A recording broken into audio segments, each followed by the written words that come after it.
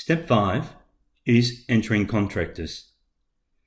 A lot of people think that hiring a contractor, then once they hire the contractor, they have no responsibility. And that's far from the truth.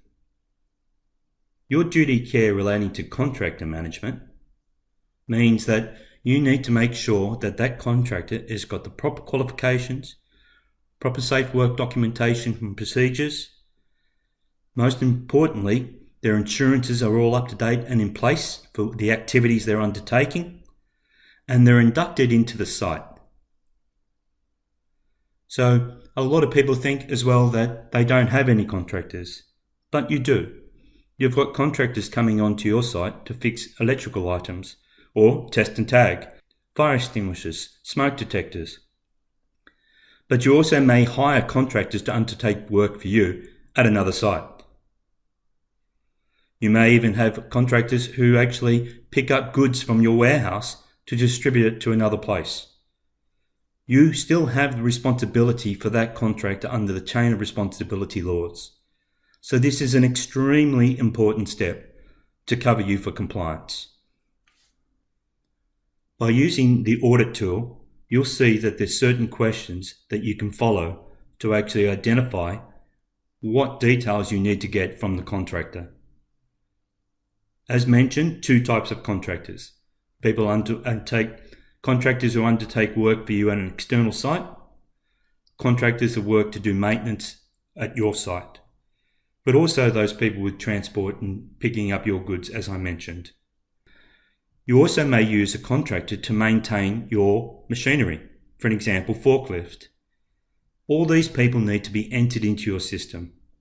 So look at your sites, look at the activities, look at your plant equipment, and look at your chemicals to identify what contractors are working for you.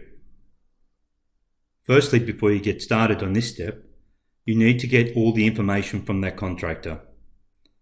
Their name, their address, their ABN, their qualifications, and now vaccinations, their activities they're undertaking, so the safe work method statements and so forth that they will need, their site representative, and most importantly, all their insurances and any permits like working at heights, and just check to make sure that their insurances actually cover the height that they're actually working at. Once you do this, you can enter them into the system. So let's go to the contractor register.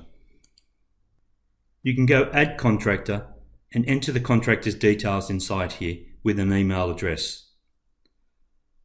This is the email that it's sent to the contractor, but you can change this email if you wanted to. You can add attachments to the email, and you can add as many attachments as you wish. You can actually assign an online induction that you've created inside the system. By selecting that and then selecting submit, it'll bring up your induction list where you can actually assign a contractor induction if you want to. So you can enter the contractor in here and then make the contractor receive an email where they complete a 4-step compliance form.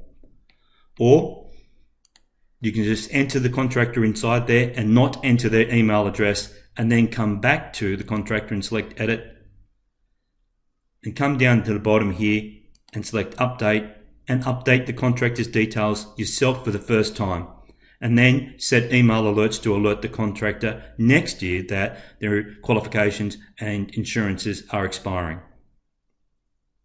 But if you did want to send it out to the contractor, as many companies do, when the contractor receives the email, they'll select on the link, it'll open up this 4-step portal where they can actually follow the step-by-step guide on how to complete this form.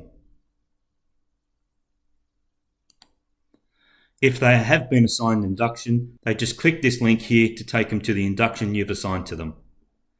Or you might want to add an attachment of an induction to the email that was first sent to them, and then they can actually upload that document here. So you've got it in your records. The contractor can enter all their qualifications and expiry dates and upload their certificates, so alert dates and expiry dates. And you can also mention to them to upload their vaccinations in the qualifications section. They can enter all their employees inside the system. They can upload their safe work method statements. They go save, it'll take them to the next step. So they work their way through, or you can get, as mentioned, you can do it yourself. And importantly, they enter their insurances, workers' compensation, public liability with alert date and expiry date and upload that attachment. Save and exit. When the contractor is entered into the system, it'll be red. When they've completed that 4-step process, or you've completed the 4-step process, this will be orange.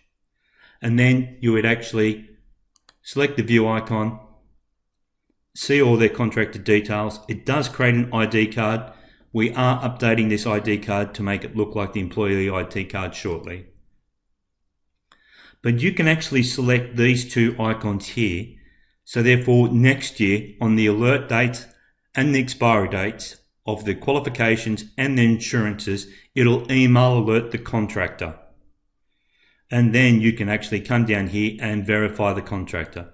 When you verify the contractor, they will go green inside the register. You'll have green ticks here to highlight that they've actually completed that.